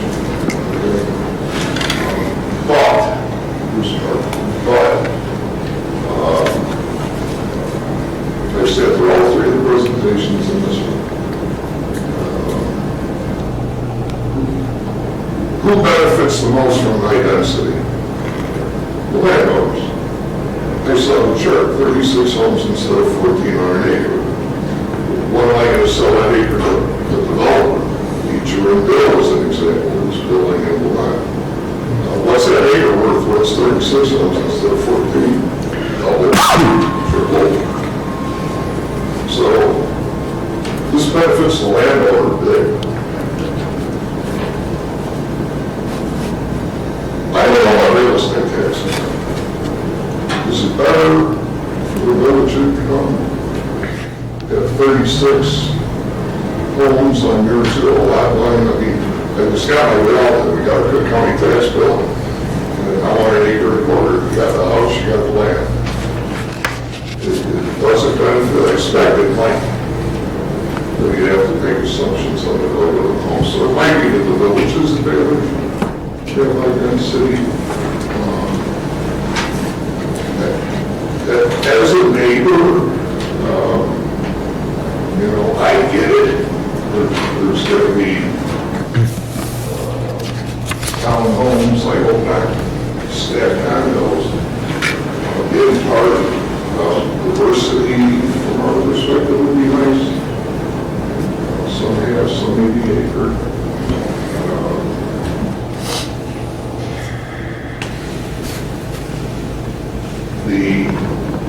The way it's done, your planner said, the way it's done is critically important. He says that with nature, we're fit with trees, fit with coyotes, with real mice. Wish we had a bobcat. Careful. I don't know. Wish we had a bobcat. But, I know it's not cast in stone, I know it's not scribed in the wall. The one thing I'll take exception to, and I've listened to the village of Nobles, I've listened to the village of Lance Plant, and you planners must go to the same column. Your stuff sounds just like their stuff. And we're all making assumptions on over 55, we're making a ton of assumptions on the way. And having friends with millennials, some children, some grandchildren, it's interesting to watch the evolution, and this is my small little microcosm. They grow up, they get out of college, they live downtown, they own bicycle, they're vegans, they're right. Then they get a girlfriend and they live together, they get a slightly different apartment downtown, and she gets pregnant, is your story. She gets pregnant as first kid after 6 months, getting the hell out of downtown. So they moved to the Grange Park and did a condo. Near the train. Near the train. And now the kids are old now it's tomorrow, I got to look at school systems. And what do? They buy probably the kind of house we all grew up in. They grew up in Beverly, Illinois. So they buy a single family home. And why? Because they want a dog and they want a backyard. So, candidly, I think this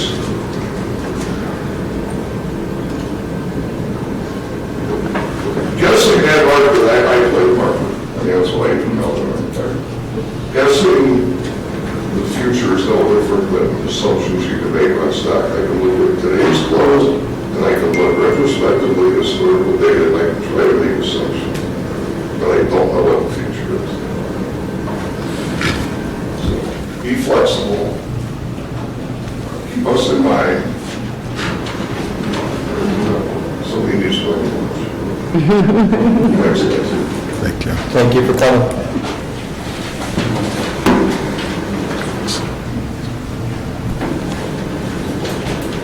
Who's next?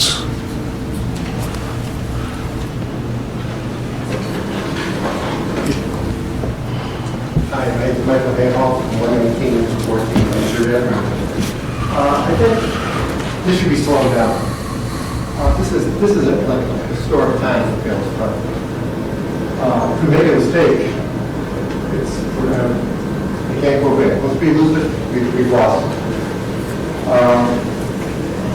The name Palos Park means something. It means something to developers. Because they want that Palos Park neighborhood interest.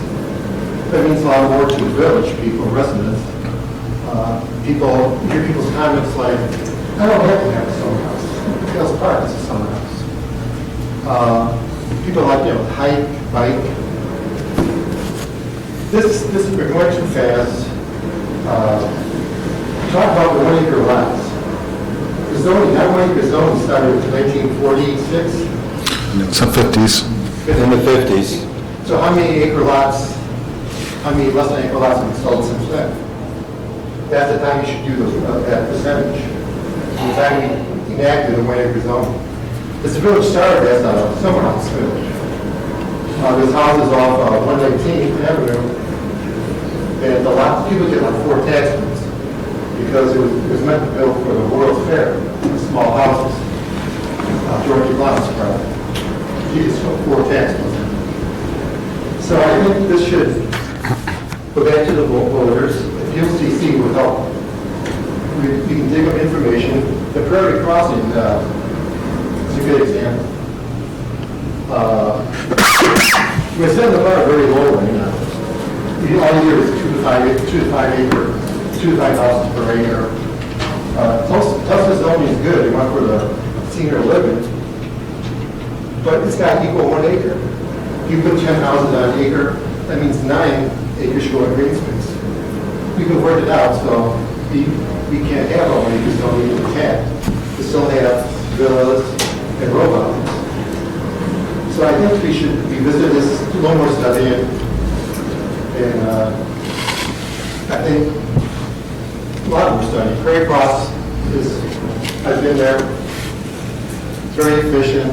They were going to put 2,400 houses in. And they started with 360 and 30 condos. So I think that's where we should be looking. If you want apartment buildings, condos, just go down Wolf Road, they're there. This is a very unique area. If nature stops here, we got green beans. We have to protect this. That's why people move here. They want for a small niche, and they're our buyers for that. They want to live in a small niche. We got all these other subdivisions you can move to, like Forest Park, Palos Heights, Lorraine. So I just think we should slow this thing down. And, I think the people are more aware now. People, I apologize for getting into the game late. And give us more time. I think we can come up with more better ideas or actually help. That's why I'm saying. Thank you, Michael. I just got 2 quick comments. We moved here 3 years ago. My son and my daughter visit us often. They love our house. They love Palos Park. They both have plans to move here. And I both caution them as of today, because I just recently found out about this, to think hard about this. Because Palos Park, these plans is going to change forever and not for the better. And my other comment is, whatever we decide to do here, we should have a referendum where the people vote on whether we want this or not, and not get it stuffed down our throat for some shekels. Thank you. You know what, before someone comes up for a second time, I'd like to have everyone who wants to speak come up and address.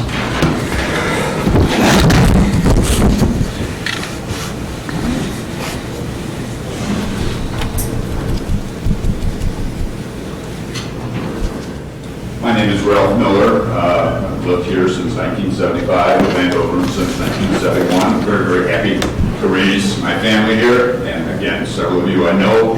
And Nicole, I know your involvement with Palos Conservation. And through your wife, who was a member of Palos Conservation, I got to know you and certainly respect all of you. I want to thank all of you for your service. Because it's something that I know you're not getting rich very quickly for doing it, but there's no doubt in my mind your intentions are to make Palos Park the best that can be. When Mr. Reed suggested, he mentioned the word why. And to me, that's something that's very, very important and a very, very key point. Why do this? And I look at it in a couple different ways. One, does it make Palos Park, President Palos Park, better? And secondly, does it do anything to add value to the residents of Palos Park, because obviously you represent us? And to me, I can live with whatever decision you're making. If in your mind you feel this is going to be something that is better for Palos Park and for its residents. Let me comment one other thing. Okay? Bigger is not always better. I know that when I get on the scale in the morning. And it's something that, to me, some of the nice quality things about Palos Park is it is not big. And just being able to make it bigger doesn't mean to say that we're going to be better. And again, I'll just end my comments by thanking you for your service, and it's something that I really appreciate, the representation that you do give us. Thank you. Thank you, Mr. Miller.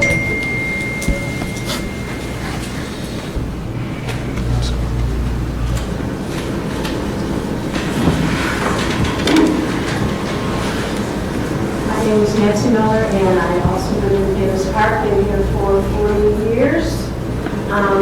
It's in Pheasant Woods. And we bought an acre of land.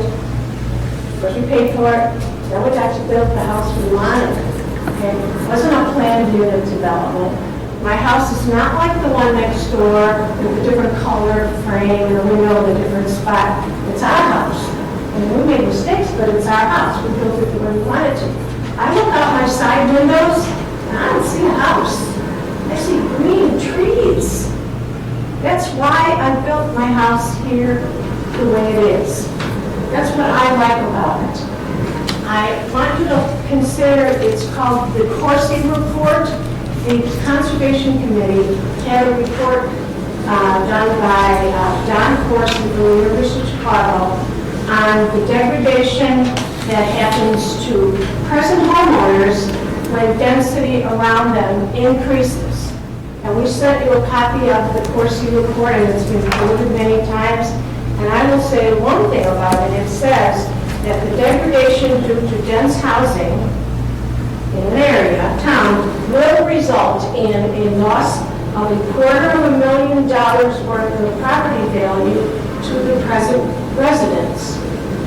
Okay, degradation in dense building will result in a loss of $13,000 per house, or 6.3% property value. Now, this was a report that was done in 2000 by a very respected researcher. And what it says is that you put dense housing anywhere near larger acre lots, and it decreases the value of those homes.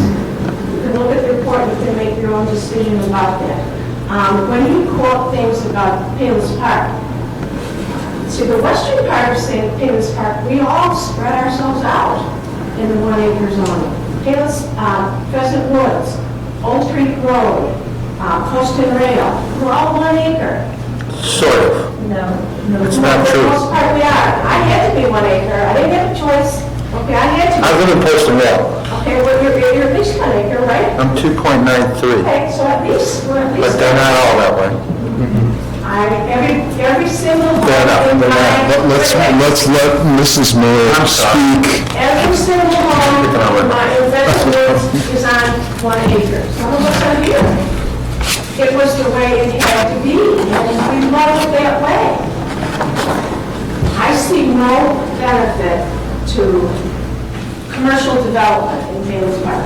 Look at 131st and LaGrange Road, that shopping center. You know what I see? Empty stores. All right? We're not filling commercial. Not only that, but brick and mortar stores aren't the way to go. We don't need to build commercial. Restaurants? I don't need to have a restaurant in Palos Park to go to. In fact, I like to get out of Palos Park to eat. So we don't need restaurants here. We don't need commercial development here. Cluster housing sounds great, unless you're in the cluster. You're in the cluster, again, you look out the window, you see a house. You've got to walk away to see open land. You know what I see when I look out my window? Open land. Okay? Is all my land perfect? Absolutely not. There's spots where water gathers. But I can deal with it on my property because I have an acre of land. If I only had a quarter acre, or I get rid of that standing water immediately by filling it in with dirt. I can accommodate all these things that happen to a home because I have 1 acre of land. I can watch the deer, I can watch the birds because I have 1 acre of land. You build homes on quarter acre, that's gone. That's completely gone from your house. It's completely gone from the development. I don't want to move from Palos Park. I got to tell you something, okay? I'm 75 years old. Oh my gosh, she's not there. Somebody just say that. I'm not moving. I cut my grass. I'm on that lawnmower cutting my grass. I don't need anything smaller. My kids moved out, and I thought, gee, I got these bedrooms. Hey, it's great for storing all my things. I'm not going to move out. I don't want to move into a senior development where my food comes on a tray or I can go down to eat off the menu. I'm not moving out. It's not a senior development. I don't want to live in a development where everybody's rooms and condos and all the same.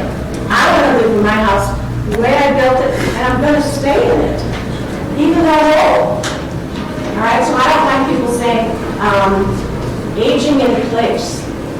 And I guess maybe I do like it because I am going to age in the place I'm in right now. I'm not going to move to a senior development. And you can make fun of me. No, I'm saying aging in place means you stay where you are. Mr. Pat Ladders, who said it's not a senior development. I want senior development. I live in a senior development. Let's let Mrs. Miller give her opinion, which is just her opinion. You're right, Mayor. We may agree, we may disagree, but let her speak. This is conservation design, again, we do it ourselves now. We conserve resources on our acre of land. We don't need rules that say, who will cost the road and there's no land. I'm a little concerned about when you talk about the density in the village, because I'm thinking in the western part, west of the Brady Road, the density there is not 30% 1 acre. It's way more than that. Okay, you're talking about Old Palos Park, and I'm all Palos Park, I know that. But in the western part of Palos Park, the density is not 30% only in 1 acre. It's way higher than that. I'm not going to set my life on it, but I do think that it's much more. And you're talking about building in the western sector. That's where we live. So I think it should be contiguous to what our homes are like in the western part. We don't need a variety of housing. 1 acre housing is fine in the western sector. It's great for us. Why change it? I don't like to see Palos Park changed. I never like anything to be changed, but I'm asking you to reconsider. If I'm a builder, and I think I want to build something up in Palos Park, I'm going to look at this western growth plan, and I'm going to turn to page 30. I'm looking at it right here, page 20. Okay, and I want to develop in Palos Park. And here's what I see. I see these row homes. That's interesting. Then I turn to the next page, 32, and I see more row homes. And then I turn to page 33, and I see more row homes. I don't see any white acre homes at all. Then I see the next page, apartments. So I want to develop in Palos Park. This is what must be what they want me to do in Palos Park. It's in their plan, so that's what I'm going to do. I don't see anything in the plan that says 1 acre zoning. So maybe Palos Park doesn't want 1 acre zoning. It's not in the Western Growth Plan. Anyway, I'm finished. I've spoken many times, you've heard me many times. I want Palos Park to stay 1 acre zoning. Thank you. Thank you.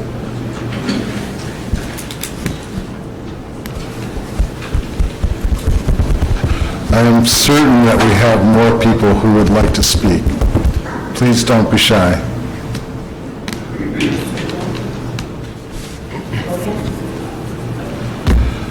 Okay?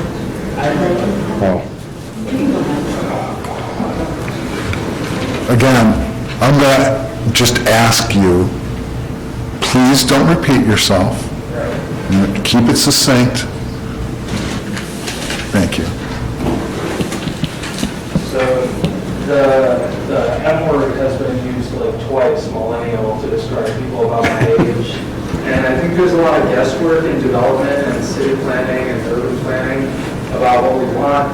And the only way that we have to interact is either like tracking cookies in our smartphones or surveys, which don't really get the point across. From my experience, we live very rigid lives from our birth up until 18 years old. We go to school, we're on the school bus to go to school, the bell rings, that goes on for about 8 different classes. We get back on the school bus, we go home, we see our parents, we eat our meal, and that repeats until you're done with high school. And if you go to college, then you sort of enter that treadmill of like, well, that process will willfully continue until you're done with your education. And now I have my master's degree from the University of Chicago. People are still telling me that I'm not done. And I applied to medical school. I spent about $3,000 doing that, got rejected from everywhere. And I still haven't applied to law school or PhD. So what I discovered in my own life as one of these so-called millennial people is I want like less structure and less of what the quarter-acre zoning and the urban planning for that would be, and more of the ability to just like walk from place to place and enjoy the environment, and less of a scheduled day and more of like, incidentally, I have work here and I don't even mind doing it, which is where my life is about now. And I think that if you were to engage millennials in this sort of discussion and get more input from them, they would probably express somewhat similar opinions. I know I have some friends in the city who are living in the presidential towers, which is extremely, extremely high density. And even though they seemed somewhat satisfied with it at the time, they started moving to lower and lower density, and now they're out near Wicker Park, and presumably they will continue moving to lower density zones. And to us and to people immigrating to America, there probably is this dream that we can walk anywhere our eyes can see. And I think that that should be an integral part of what the village becomes. Thank you. Thank you. Anyone else who hasn't spoken would like to speak before, I'm not going to mispronounce your name. Because it's the A family. Sorry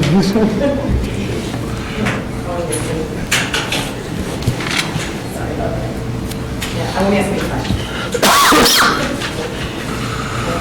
I have two other things. I'm just going to hand this stuff to you. Sure. Because I don't want to take up everyone's time. But one thing that I want to stress that a lot of people have been saying is we ask that the planning development meeting announcements are consistent and posted and made known to the public via township website, social media outlets managed by the township, mailing notifications, and additionally any other media outlets thereafter.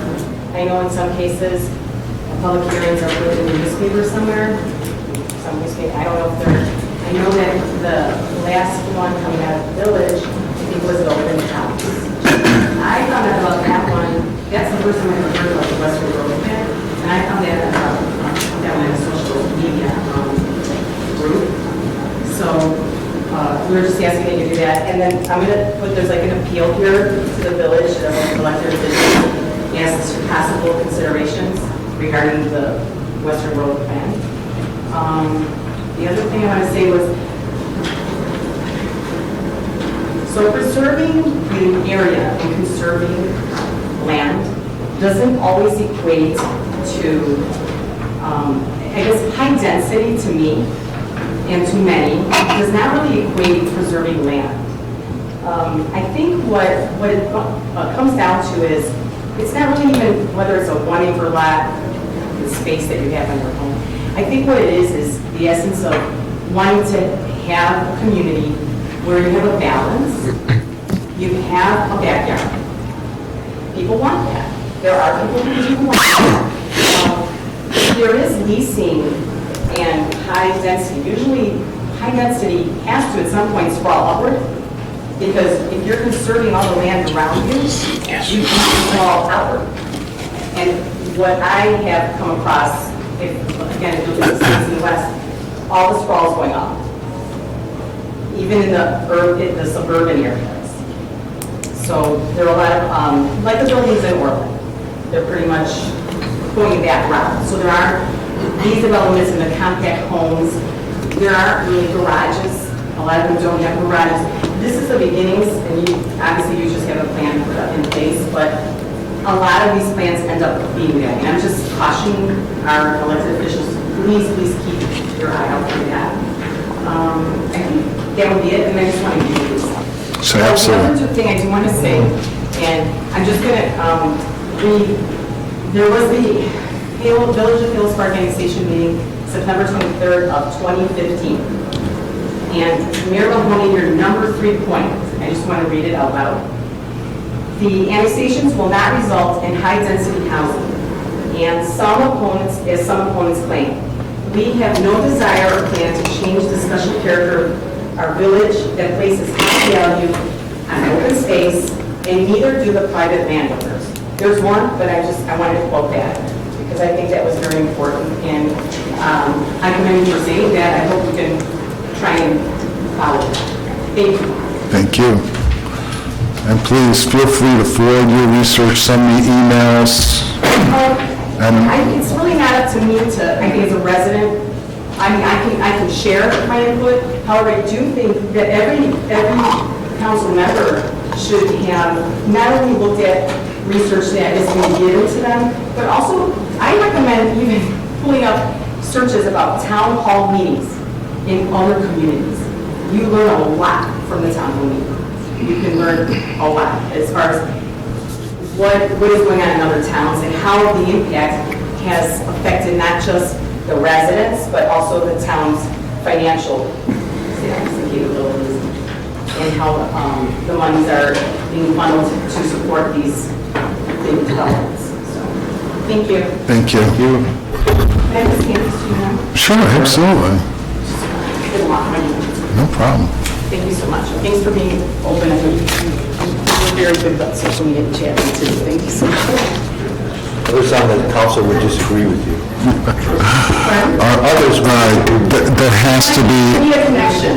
You need to connect with your community. there has to be other people that would like to speak.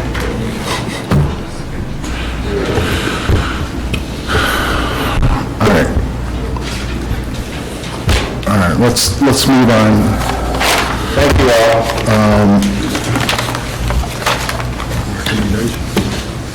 There's one other point that was raised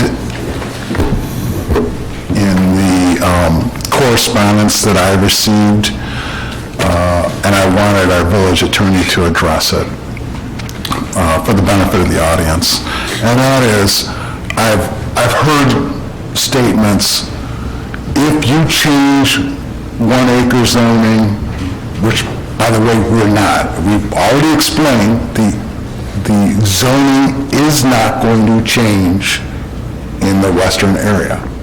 We have a process for someone to apply for a change and guidelines, but it is not changing.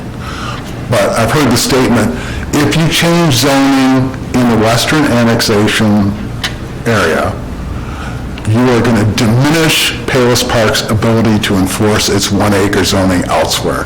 Can you address that issue? Well, first of all, the comprehensive plan amendment is not a rezoning of any property, and that's the most important thing.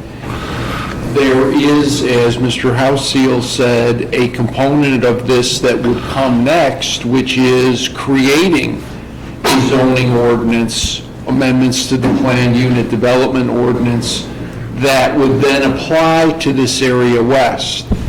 This plan only applies west of Bell. It makes no changes to the existing comprehensive plan as it relates to those properties east of Bell Road. And so to the extent that your existing comprehensive plan supports what is currently there, which is some 1 acre zoning, some less than 1 acre zoning, some multifamily zoning, that remains as is. The mere fact that you take an area and rezone it, just as when you rezone to do Edelweiss in the park, that didn't immediately say, well, we can't have 1 acre zoning. That's why you have zoning districts. Different areas of the village are designed for different zoning districts and different uses. And you can maintain your R1A, 1 acre zoning, which, as was stated earlier, is the current zoning for all of the property that is covered by this Western Growth Area Comprehensive Plan at the moment. Thank you, Mr. Bear. I did get some consistent comments. I wanted to address that issue for our audience. I'm going to try to find my way back to my agenda amidst all these plans.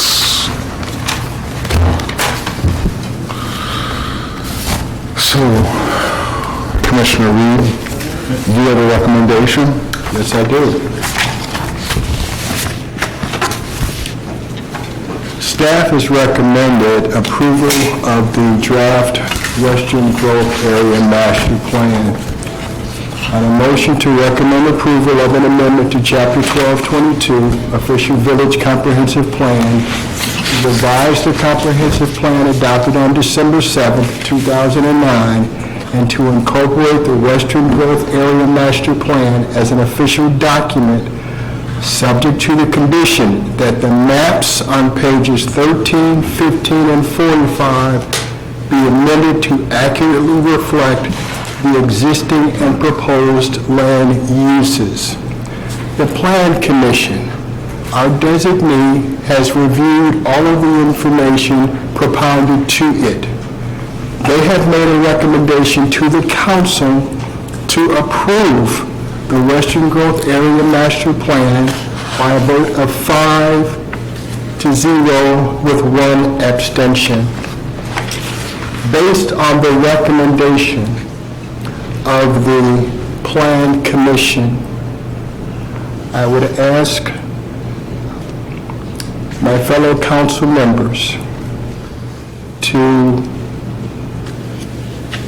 adopt the motion I'm about to make, to direct staff to prepare an ordinance amending Chapter 1222, Official Village Comprehensive Plan, to revise the comprehensive plan adopted on December 7th, 2009, and to incorporate the Western Growth Area Master Plan as an official document. And the motion that I've just made will include the condition that the maps previously referenced on pages 13, 15, and 45 be amended to accurately reflect the existing and proposed land uses. The one thing that was not discussed previously was the open space ranges in that document, and I think John was going to discuss that with the village council. Yeah.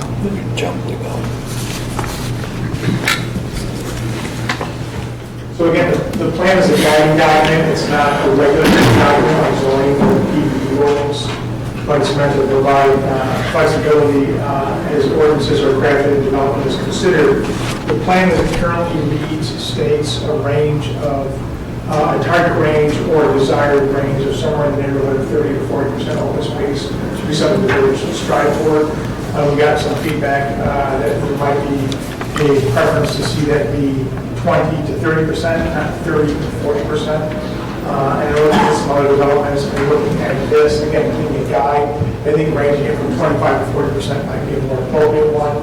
The reason being, some areas in the Western Growth Area are, I wouldn't say encumbered, because it's a good thing, but from a development perspective, environmental amenities are sometimes an encumbrance because it's less areas to develop. Mature stands of trees, wetlands, creeks, things like that. Can't develop those and preserve those. So when developments come forward that have a lot of that, percent open space would likely be higher than, say, a portion of the golf course that need to be converted to development land. It might have less environmental features on it that would need to be protected. So some areas of development, as they came on board, would have higher percentages of open space or environmental features.